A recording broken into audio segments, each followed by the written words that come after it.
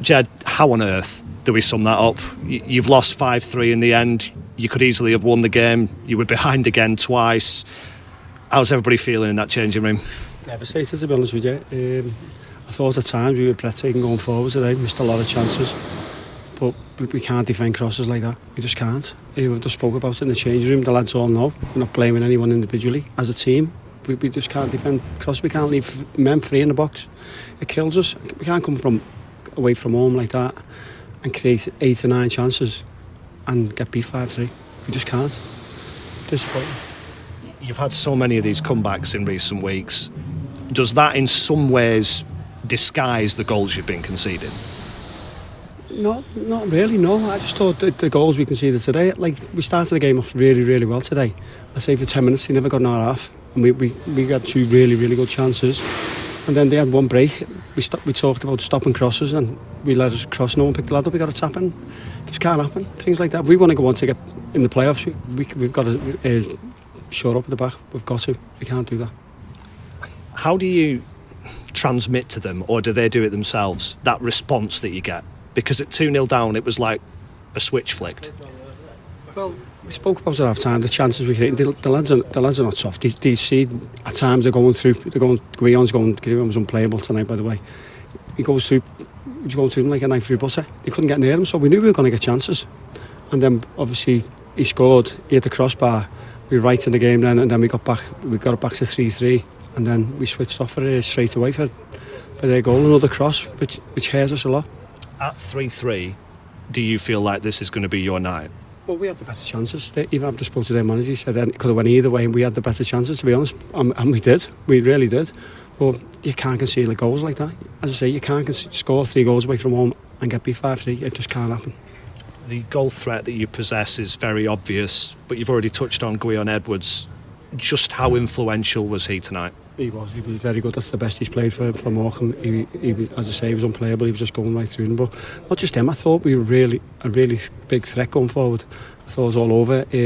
Joe Adams was very good second half as well. Charlie, Geordie when he come on, Ged Brannan. They were all very, very good today going forward. But again, we missed chance after chance as well. We just spoke about that as well and changing about creating a chance, and we have to put the ball in the net.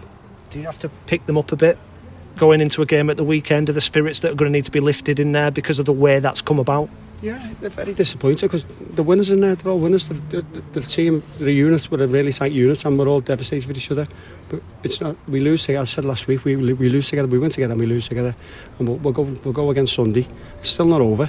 We'll fight to the very end. We said before the game tonight we need 6 wins out of 10. So now we need 6 out of 9.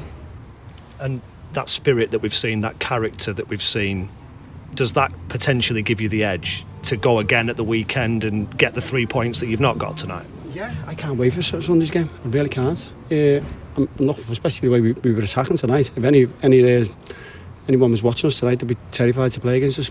But then they'll look at the frails at the back where we can't defend crosses, which we will work on all week, and we'll get it right. How hard is it to work on things on the training ground when you're in South Wales on a Tuesday night and all the travel that entails and the fixture schedule at the minute? Is it just practically difficult to actually work on things? It is, yeah. Yesterday, travelled on the Monday. We trained on the pitch light because the lads, we had a lot of stiffness in the camp, and we couldn't do much yesterday. We haven't done today. We've just been for a walk and had a couple of meetings talking about how we're going to play. So it's really the same. You need to be on the training pitch to do stuff, and we'll be back on. We talked about picking them up. Just in terms of physically, how is everybody? There was no senior in the 18 today, for example. He was a massive loss for us tonight. Obviously, we all know how good Joel is, and the threat that he has going forward is fantastic, and he's been great for us. So he's a big loss, but hopefully he'll be back Sunday. So there's a bonus for us, and it was good to see young Adam Fairclough in today. A 16-year-old kid we had in the squad, so fantastic for him as well. Incredible experience for Fairclough, who is only at the very start of a potential professional career. How important is it to give them some exposure, the promising youngsters, to the first team? That's what we are. With that type of club, we've got to bring youngsters through, and like Adam Mayer and sell them to make money to stay afloat. But today, I really wanted to get him on the pitch, but it was one of those games that it was so tight it could have went either way. I really couldn't get him on, so he'll get his chance before the end of the season, top player, and he'll be always around the first team. With Joel, Ged, is it just a bit of tightness and a bit of stiffness? He's feeling his groin. He hasn't pulled nothing, but he's really stiff. He's had a lot of games this year, Joel, so it's been tough for him, but he'll be back Sunday, hopefully.